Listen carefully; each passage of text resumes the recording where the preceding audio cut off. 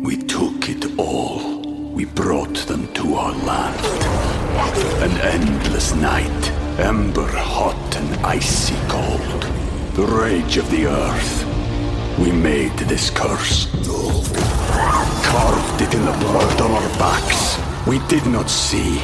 We could not, but she did. And in the end... What will I become? Senua's Saga.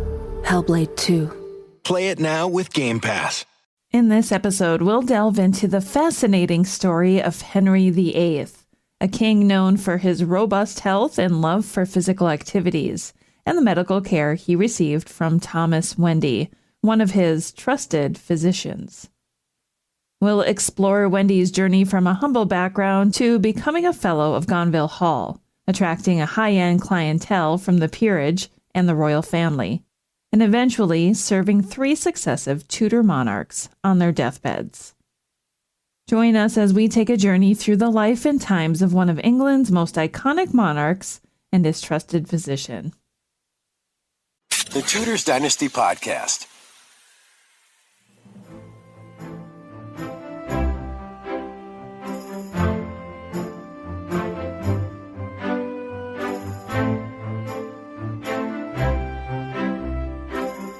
You're listening to the Tudors Dynasty Podcast with Rebecca Larson.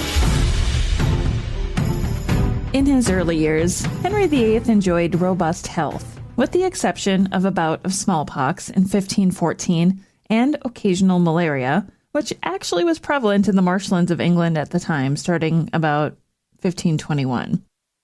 He was physically fit, and the Venetian ambassador to the English court described him as the handsomest potentate I've ever set eyes on.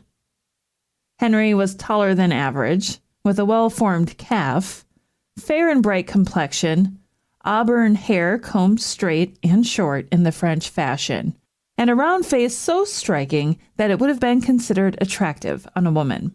His neck was rather long and thick, so by modern society standards, he was extremely attractive. Henry's reputation for jousting, tilting, hunting, and tennis was legendary. I can relate to Henry in the respect that when he was older, he could not participate like he did in his youth. I totally get that now. Now, he was known to be not only very expert in arms and of great valor and most excellent in his personal endowments, but likewise so gifted and adorned with mental accomplishments of every sort that we believe him to have few equals in the world. However, his love for vigorous physical activities resulted in various injuries of differing degrees of severity. During a game of tennis in 1527, Henry injured his left foot, causing it to swell. Now, I love this part. To accommodate the swelling, Henry began wearing a single loose black velvet slipper, so just one shoe. This quickly became the fashion with others. Now, whether this fashion was only while playing tennis or also at court is unclear. Later that same year, Henry was confined to his bed in Canterbury with a sore leg, which was believed to be an ulcer, possibly on the thigh. Thomas Vickery was called upon to assist him, and under Vickery's care, the ulcer healed. Henry was so grateful that Vickery was appointed sergeant surgeon and given an annual salary of 20 shillings. This was the first recorded instance of Henry suffering from a wound that was believed to be an ulcer. The jousting accident that Henry VIII suffered in January of 1536 at Greenwich was a harrowing event that left the king with severe injuries. As he charged toward his opponent in full armor, Henry's horse stumbled, and he was thrown from the saddle. The massive animal then crushed down on top of him, leaving him completely incapacitated. For 2 long hours, the king lay unconscious on the ground, unable to speak or move. His attendants feared the worst, and many believed that he would not survive the night. We'll return after this brief commercial break. Despite his injuries, however, Henry eventually regained consciousness and slowly began to recover. The accident left the king with significant injuries, including crushed legs and a head injury That would likely have required modern medical attention. Some historians speculate that he may have suffered from fractures in his long bones as well. The severity of the accident had a profound impact on Henry, both physically and mentally. He was forced to give up many of the activities he enjoyed, including jousting, and his already volatile temper was made even more unpredictable by the pain and trauma he had experienced. In the final years of his life, Henry VIII's health had significantly deteriorated. He had gained a substantial amount of weight, and some estimates placing him at over 300 pounds, and he was plagued by a number of ailments. These included a recurring leg ulcer, which had troubled him since the jousting accident of 1536, and frequent bouts of pain and swelling in his legs. He also suffered from chronic constipation and was prone to headaches and bouts of depression. Henry VIII's medical records are sparse. His physicians, like Sir William Butts, Thomas Vickery, Thomas Wendy, and others, did not keep records, possibly for their own protection. You can imagine how Henry would hate to look vulnerable. Instead, details about his medical history can be found in state papers and letters from the time, including reports sent from the English court by foreign ambassadors to their respective governments. We took it all. We brought them to our land. An endless night, ember hot and icy cold. The rage of the earth. We made this curse. Carved it in the blood on our backs. We did not see. We could not, but she did. And in the end... What will I become? Senua's Saga. Hellblade 2. Play it now with Game Pass. Now, when it comes to his physicians, we all know the name Butts. William Butts, MD, that is. But what about some of the other men? One I came across that was of great interest to me was Thomas Wendy. Why Thomas Wendy? Well, because I thought it was interesting that he was a physician to all the Tudor monarchs, with the exception of the first, Henry VII. So Henry VIII and his children who succeeded him were all treated by Dr. Wendy. And for Wendy to have successfully navigated 4 Tudor monarchs and died of what is believed to be natural causes, that is the epitome of excellence at court. While King Henry VIII was known for his physical strength and athleticism, his children did not inherit his robust constitution of his early years.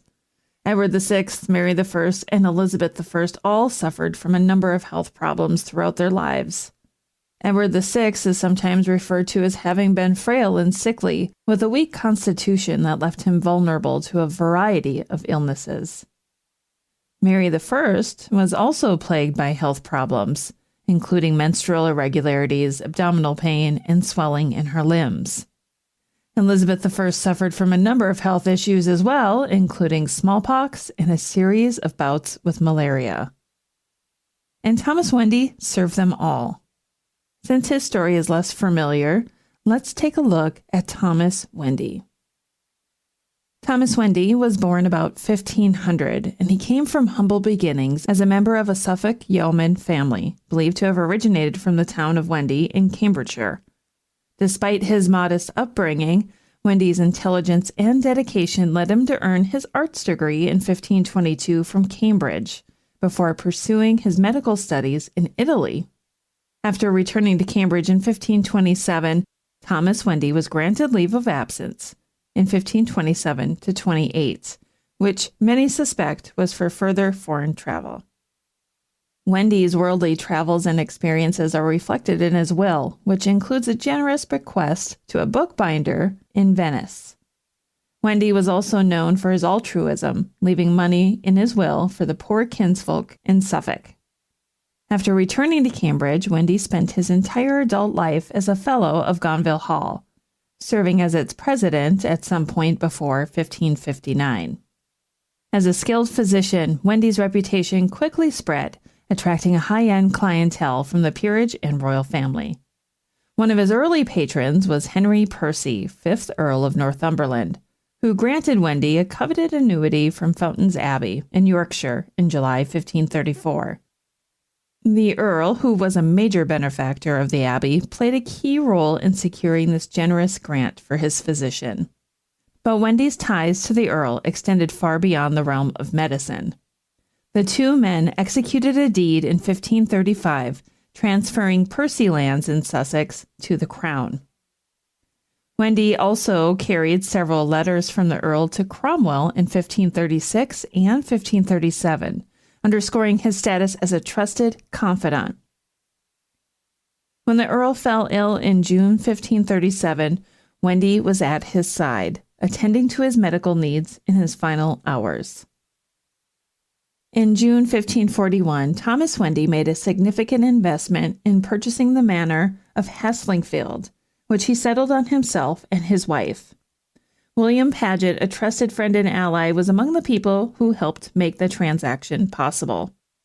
Their friendship had a long history, with both of Paget's sons studying at Gonville Hall, where Wendy served as a fellow. The two men were so close that Wendy even left Paget's wife, Lady Paget, some of his own lands as a gesture of their friendship. Wendy's religious leanings may have also aligned with Paget's early Protestant sympathies, which could explain why he's believed to have helped prevent a plot by Chancellor Wriothesley and Stephen Gardiner to have Queen Catherine Parr accused of heresy. In 1546, Wendy's close relationship with Paget paid dividends when he was summoned to court, and by October of that same year, he was officially appointed as the Queen's physician. That's Catherine Parr.